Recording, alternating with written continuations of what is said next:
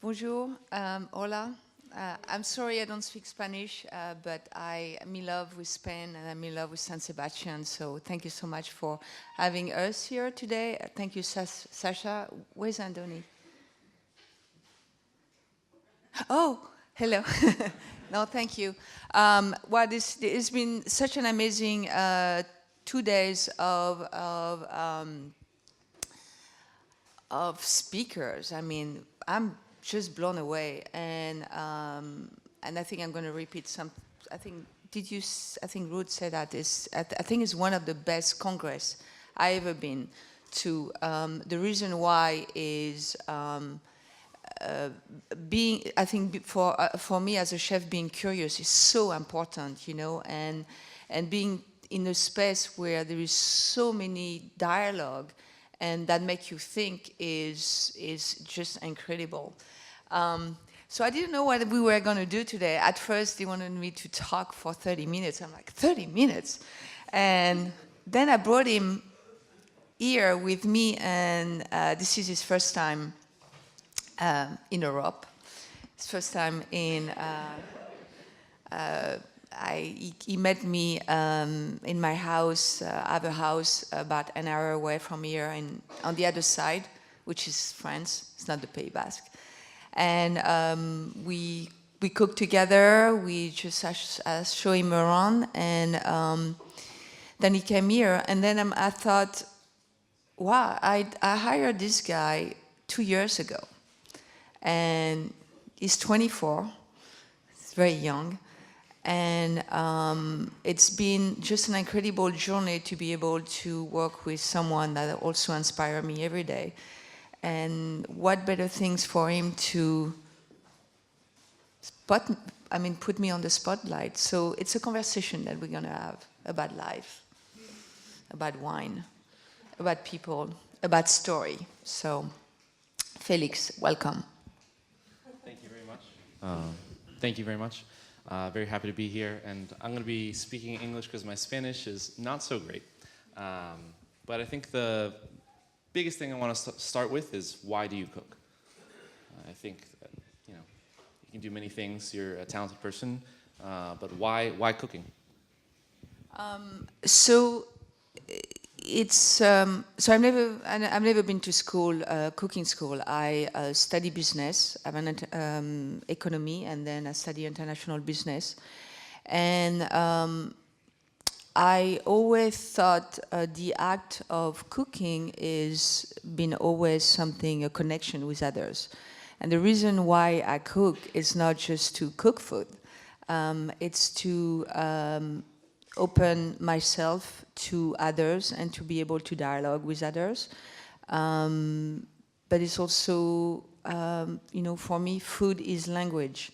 And it's like, it's produce and colors, and my mind as kind of the way that I'm painting on the canvas, and it's a way for me to communicate to others. And It's might be political at time, but I need the connection and I need the dialogue. And we were talking, we live in a world that's it's instant gratification, and nobody is talking to each other anymore. Nobody is writing anymore. Nobody is reading book anymore. We're talking about a bookstore in like 2 minutes ago in Canada, in Vancouver, that just closed, and when we start to lose the connection with each other, we're going to start to lose the understanding of what the world is about. And I know there is new technology, and you grow up with computer, obviously. You don't like school, but we need to keep that alive, and I think that's why I want to keep cooking, to have that dialogue with my customer and others, and dialogue with you too. So how have your options expanded as you've cooked and you've risen up and you've gotten accolades and attention, and your restaurant has maintained its status, it's been busy, so you don't have to worry about the business side. How have your options expanded? I do have to worry about the business side. Well, I mean, it's been just, we were talking about Celebrity Chef and how we have the opportunity to be out there, and which is it's just a great honor to be able to be out there and in a world, but we have to really think that it's just a platform. Those awards and those TV shows and all of that doesn't define us. What defines us is what we do with it. So tomorrow we're going to go back to San Francisco and we're going to have to go and cook again. So it's just to keep going and to doing things. So yes, I do have to worry about the business. He's still young, he's 24. But it's great to have a platform, and it's great to continue. And I think what I want to do is to continue to learn and continue to be inspired. And I'm here. It's incredible. I can't put my head around. It's if I had to think about a congress, I will think as a congress like you did, but you already did it, so I can't do it. So, but it's amazing, yes. So you talk about using food as a platform, and it's more than just cooking to you, but cooking gives you the ability to do other things. So do you feel morally obliged as a chef to do more than cook? Well, yes. Like I said, food is language. But as a chef, I think every chef and every cook has a responsibility in the world. Not just the responsibility of cooking, the responsibility of the ecosystem around it, and what that means to cook. I mean, it's easy. I don't know if it's easy to be. I mean, it's easy to open a restaurant and you just get food and you cook and you have people coming, but there's so much more than that. First of all, you have people in your restaurant that work with you, so that you also have the responsibility to make sure you take care of your team. The responsibility also of where the food comes from, is are you going to go to just to buy food without knowing, as we talked earlier about, I think it was yesterday, the difference between an orange and something that is in a box, which I think there's a lot of restaurants that just do that. Understanding, the surrounding of your restaurant and who produced the food and the farmers, and it's so political. It's incredible. It's not just about food. It's about a lot of things. And I've said today again, food is the core of the society. And when you look at the story of food and you look at the food that is being created and eaten in the area that you are, you can really understand the people. And you can understand the struggle of the people also, which is very, very interesting. And this is,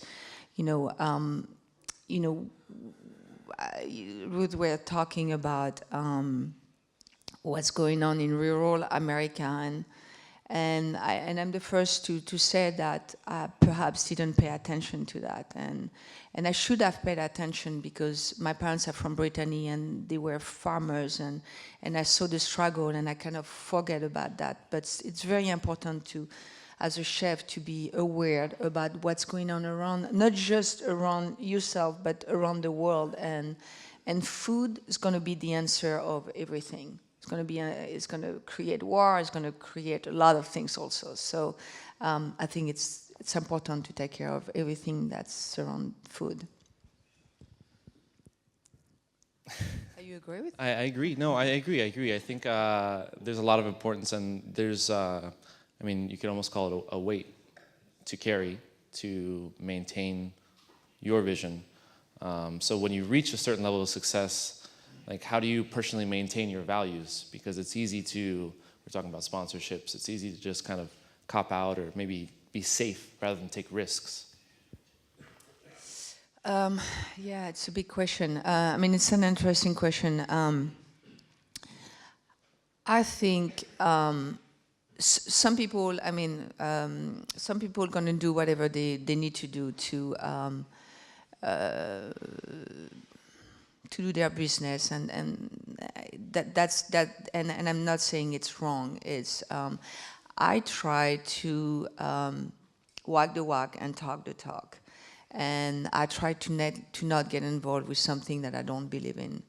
And it's quite interesting. There is a coffee company that approached me not a long time ago, and I'm not gonna say who they are. It will not be good.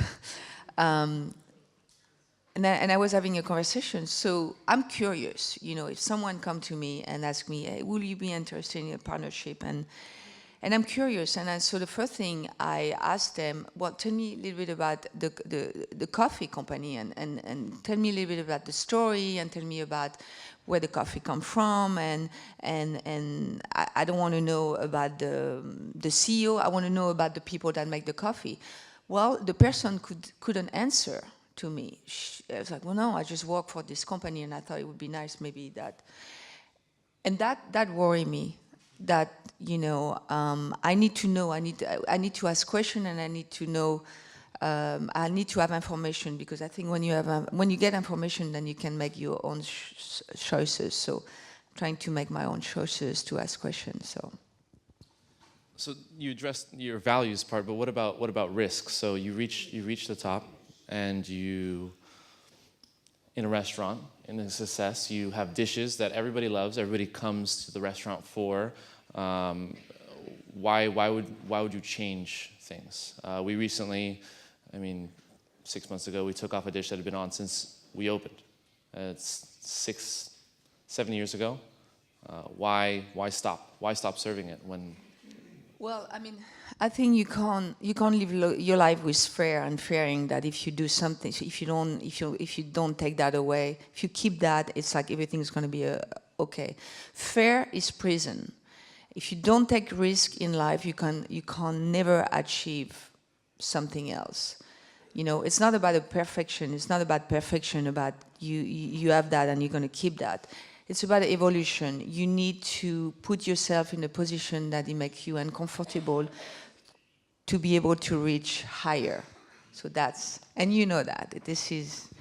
I don't believe in perfection. I believe in evolution. So I love to take risk. And risk is beautiful, because when you take risk, you're going to get slapped in the face, or you're going to succeed. And it's okay. It just makes you stronger, and it makes you also see other things that you might not think that you can do. So being fearful of doing something is not what I want to do. So I'm fearful to ask this question, because every interview, you're asked the exact same question, no matter what outlet it is, no matter what event it is. But I'm going to ask it.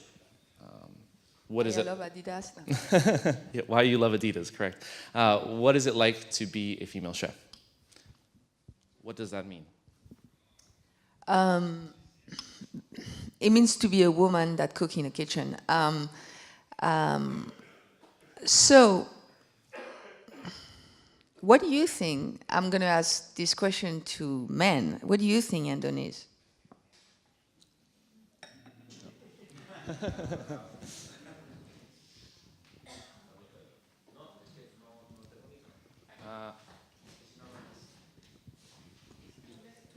La pregunta es, ¿qué pienso yo de ser mujer cocinera?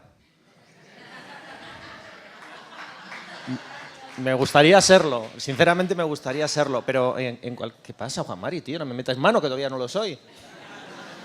No, una cosa.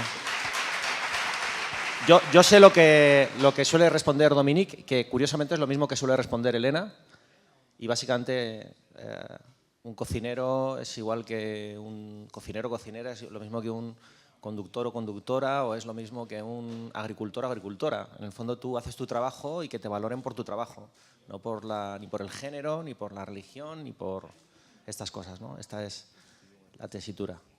Y yo estoy de acuerdo. So oh, you want to say something? Yes. Okay. No. Okay. Well, you know, it's. I agree with you. I was lucky enough to have an incredible father that taught me so much when I was younger, and he was a politician, and he surrounded himself just with women, and it was odd for me because I saw other politicians. It was like just men all over the place, and my dad just loved to be surrounding himself with women. Well, first he loves women, so maybe that's why. But it was just he told me, you know, it's just they gave me so much more strength when I'm around them and when I talk to them and when they advise me and he told me that, you know, in life, when you go to life, you got to be yourself and you got to be who you want to be and be yourself as a human. It might be hard at time because people are going to look at your gender, but never think that you less than anybody else, but never think that you better than anybody else. So in a kitchen, and I think Elena has the same experience, we just work. We just work and we just think and we just surrounded with incredible talent around us, and doesn't matter if it's man or woman. And so I was very lucky. And I have to add that perhaps, you know, being now a female, you know, obviously I'm a female, you know, I also understand the struggle that perhaps some women can have. So it's a platform, you know, it's a platform to talk. We need to talk about it, but it's also to understand that I think in my industry, there is a camaraderie. I mean, we get along with each other. We get along with each other. And I think it's a little bit of myth of thinking that we're not treating properly.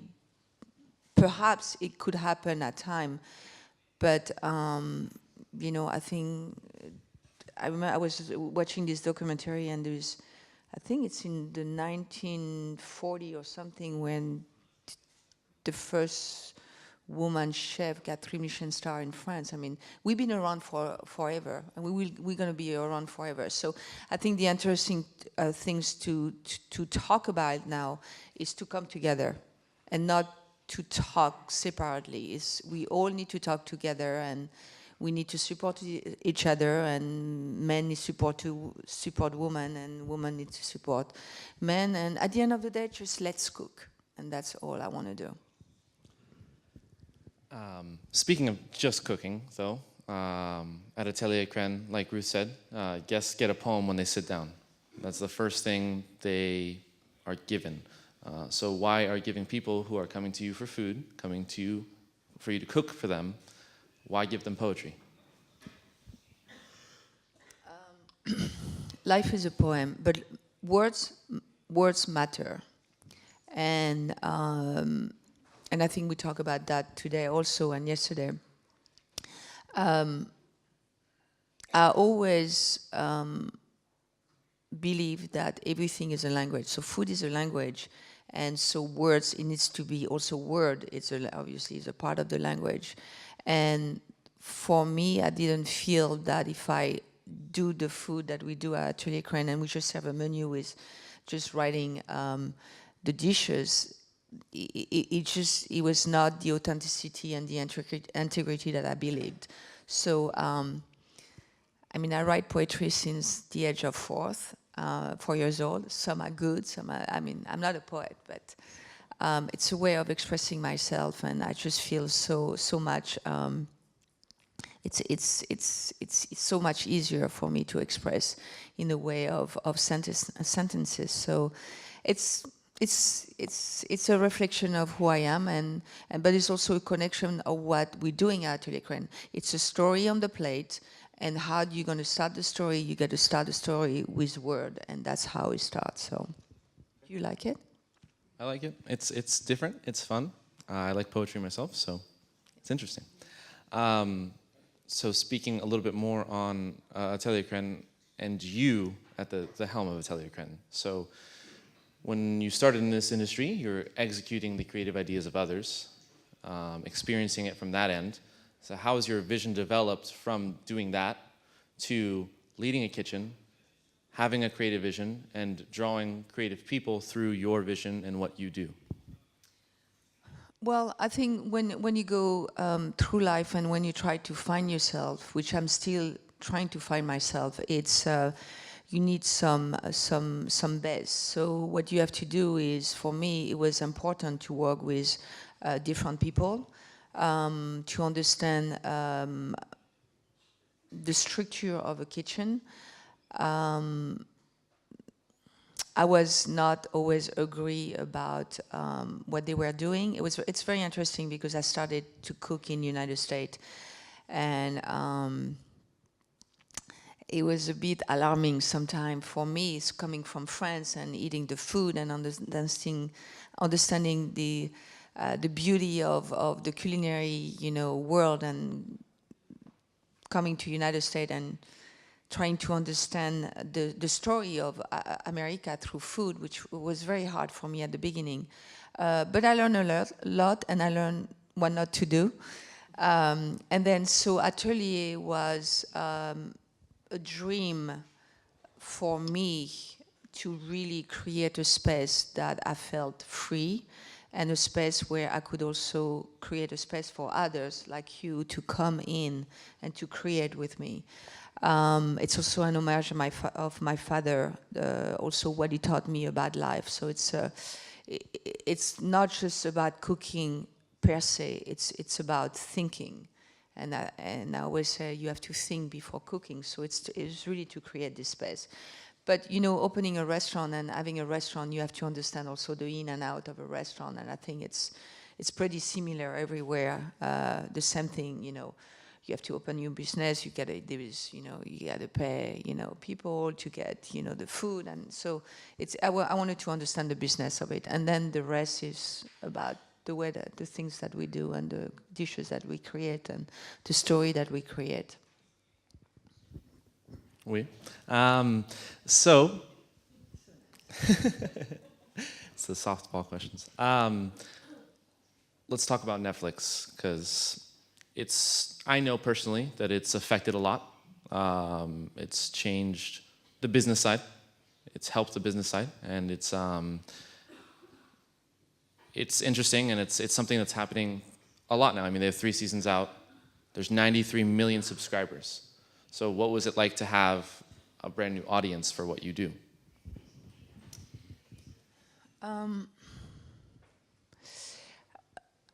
I think it was a bit overwhelming. I mean, I think you saw it in firsthand. I think Netflix was the first time they approached me. I was not crazy about the idea. I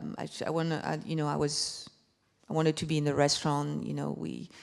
We were, I just opened Acclaimed Crenn 6 years ago, so I just wanted, we need to be in a restaurant. There is a lot of things that I need to do. I'm not there yet. I need to be inspired. I need to have my team together. And they keep coming back to me and say, no, we want to tell your story. And I said, what do you mean, my story? And they said, no, we want to tell your story, and I think you have a story to tell to people too. And then, okay. And so they gave me a couple of episodes of the first season, And I think it was so beautifully shot, and there's something that was very special about it. So, you know, they spent a month with me, and obviously, and then the documentary came out, and yes, there is a lot of people now that are coming in the restaurant because they saw the Netflix. But what was pretty amazing to me that happened, it was not about per se the people that came to the restaurant and they discover me and discover the restaurant on Netflix. It was the amount of email that I got. And those emails were not from chefs or were not from cook, but were from people that were struggling in life, struggling with their loved one or struggling with, perhaps, I'm going to come into someone that reached out to me 2 days ago, struggling with something that they live every day, struggling with something that, and somehow that episode touched them. And I read so many emails and I cried.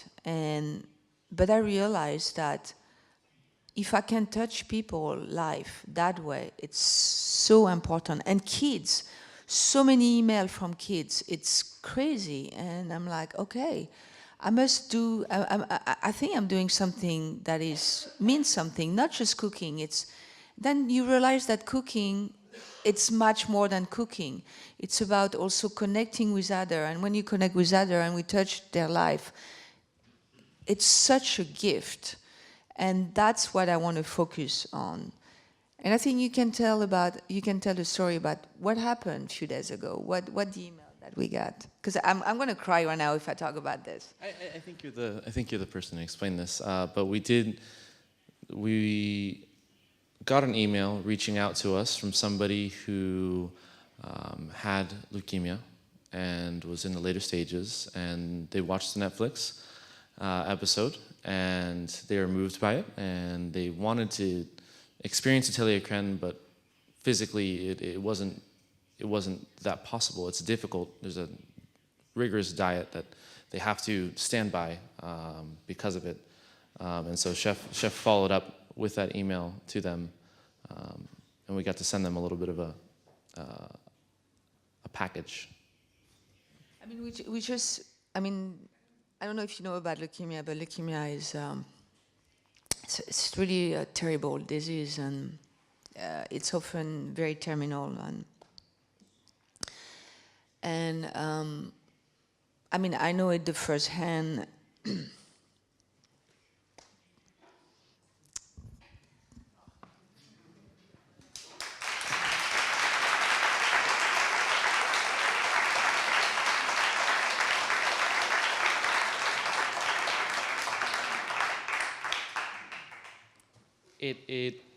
It gave us the ability to do that. It gave us a platform, something that Chef repeats a lot. It gave us a platform to reach people, and it doesn't even matter if they're interested in eating at a restaurant, but they get to be inspired by what Dominique does without ever meeting her, without going to San Francisco, without hearing her tell anything. They just press play and that's it. So I think that's an incredible platform. Beyond the business, beyond the numbers, beyond the money, I think this is more genuine than money. I have one final question. It's something that you repeat a lot at the restaurant. So why? Hold on. I want to say a story. The reason, sorry, I'm a little bit emotional, but I feel a lot. So everything that I do, I feel. So in 2012, I did a TED Talk, and it was about success. What success mean to you? And in the audience was this girl, this little girl that was there, and she approached me and she asked me, she said, you know, my sister Hannah is 10 years old. She's 11 years old, and she really, really admire you, and will it be possible for you to come and visit her? And she had leukemia, and I was just okay. And so I went to visit her in San Francisco. There is an incredible hospital that take care of the kids, kids, and so I went to meet Anna, and in the room it was probably 12 kids that also had terminal diseases. And then I asked her what she wanted to do, and she said, I want to make chocolate, you know, like you make chocolate. And so we, what's beautiful about it is you go to this room, you do not want to think that those kids are dying. You don't want to think about that. The only thing you want to think is about putting a smile on their face and really feel the moment. So it was an incredible experience. And at one point she took my hand and she said to me, I can't believe I'm holding your hand. And I'm like, no, no, no, no. I said, I can't believe that I'm holding your beautiful little hand. And we just walk around and we talk about poetry, and she was writing poetry also. And 3 weeks later, she was gone.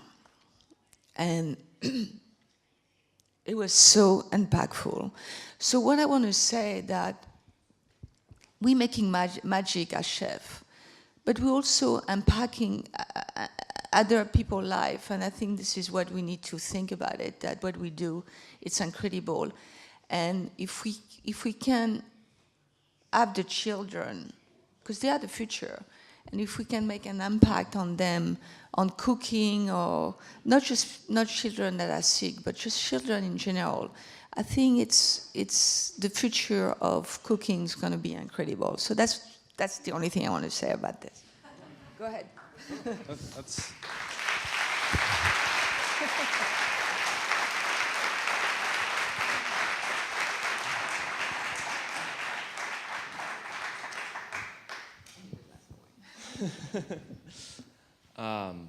very, very, very short question. Very few words. Why is the future female?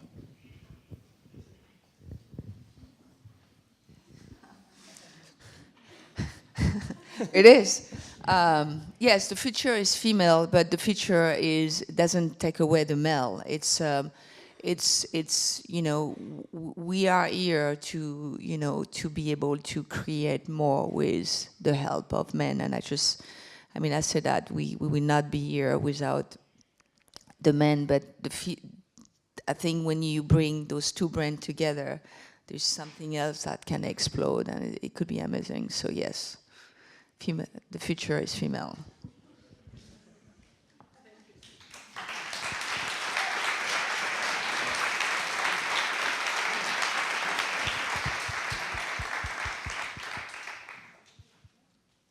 So I think we're going to open it up for questions. Do we only have one microphone for that, or? Just one question also. We are A little late. Okay, one question. Is there anybody who? Ah.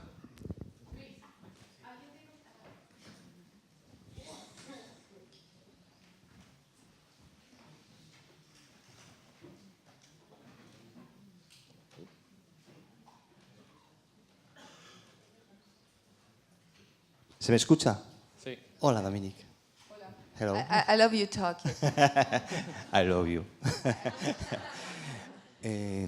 Hay una cosa, es verdad que yo ayer cuando hablaba en la ponencia, estaba hablando de las investigaciones que habíamos hecho en neurociencia. Pero mi verdadero interés y nuestro interés, y lo habéis mencionado ya varios ponentes ahora, es el lenguaje y las palabras. Nosotros hemos creado una fundación que se llama Palabra Habitada, que pensamos que tiene que llegar a todos los niños del mundo. Y cuando tú estabas hablando de la experiencia con el niño de la leucemia, a mí me pasó algo parecido, pero curiosamente me pasó algo parecido, pero por la palabra, porque me llegó de lejos. Lo leí. Y me pareció que era como el lema que podíamos tener. Y voy a redundar un poco en el dolor y el sufrimiento en los hospitales. y en los lugares donde se lleva en cuidados paliativos a niños. Y voy a contar esta pequeña anécdota que se une y quizás sea un poco también lo que nosotros podemos entender.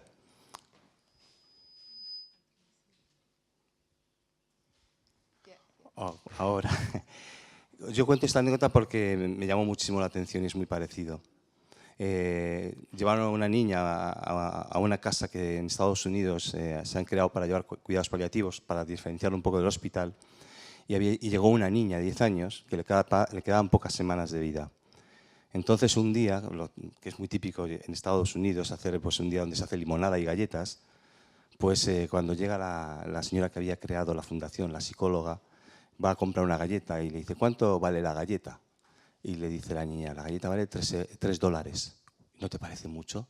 Dice, sí, pero yo valgo la pena. Ahora que se soy yo, porque... Es que yo también soy muy emocional. A mí me da mucha atención porque yo trabajo mucho con niños y me gustan mucho los niños. Y me parece que todos merecen la pena.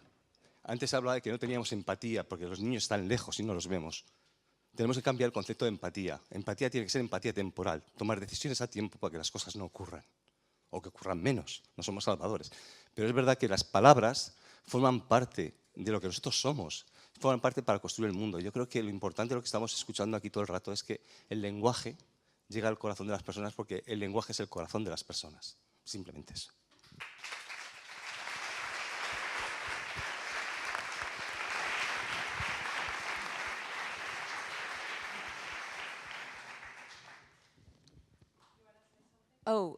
I totally agree with it, and thank you so much for sharing the story. That's an incredible story, but that also shows you how resilient those kids are. I mean, there is no. It's just there is a freedom in them, and they're not. If as as human and as parents, you have the responsibility to make sure that you are giving them the ability to be who they want to be, but also confidence in them. So word matters, and also the way that we acting, matters. I always say that eating and food and cooking is an act of activism, and it's very true. But it comes from what we do. People and especially kids look at it. And we really have the power to go one way or the other way.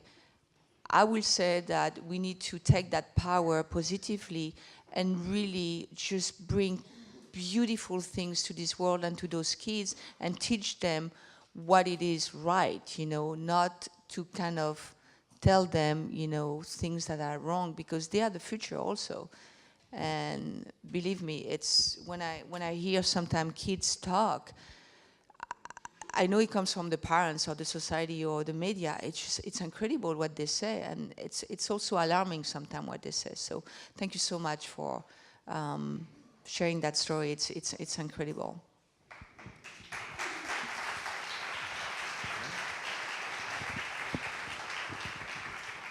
Finito? Okay.